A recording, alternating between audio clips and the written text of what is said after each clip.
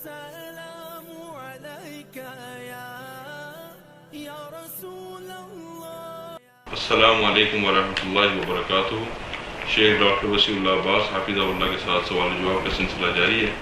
اس میں سوال ہے شیخ سے کہ اگر مرد اور عورت زنا کریں اور اس سے حمل واقع ہو جائے اور وہ دونوں اب شادی کرنا چاہتے ہیں تو کیا وہ شادی کر سکتے ہیں؟ اس بارے میں بتائیں۔ مرد عورت زنا کیے، حمل بھی نہ ثابت ہو، حمل نہ ہو، تب بھی افضل یہ ہے کہ دونوں کی شادی کرا دی جائے۔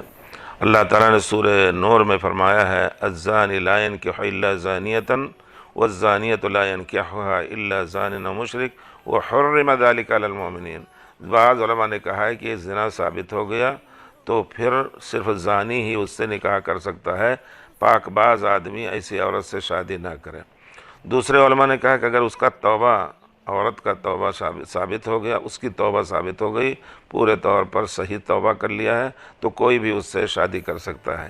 لیکن سیاق آیت اور علماء کے اقوال سے معلوم ہوتا ہے کہ زانی اور زانیہ دونوں نکاح کر لیں، وہی افضل ہے، تاکہ ان کی آپس کی عزت چھپ جائے۔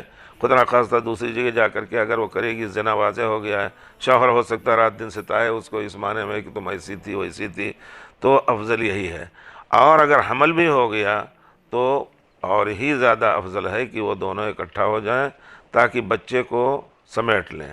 رہ گئی بات مسئلے کے طور پر کہ وہ بچہ اس زانی کی طرف منسوب ہوگا یا کس کی طرف منسوب ہوگا، صحیح مسئلہ یہ ہے کہ زنا کی بنا پر لڑکا اس کی طرف منسوب نہیں ہوگا اسلامی حکومت میں یا اسلامی قوانین میں، البتہ وہ ماں کا بیٹا ہے، نام اس کے باپ کا کچھ اور رکھ دیجئے، ابن ام ہی بھی کہا جا سکتا ہے، اس کے ماں کا نام اگر فاطمہ ہے ابن فاطمہ، جیسا کہ تاریخ میں بہت سے لوگوں کو ابن سمیہ کہا گیا، جن کے بارے میں تھا کہ جاہلیت میں ان کے ماں سے کسی نے زنا کیا تھا، تو وہ جو ہے ماں کے ساتھ رہے گا۔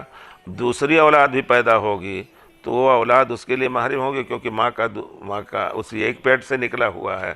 تو اس طرح اس بچے کو سمیٹنے کے لیے بھی دونوں شادی کر لیں اور پھر آئندہ دونوں کی عزت اپنی محفوظ ہو جائے۔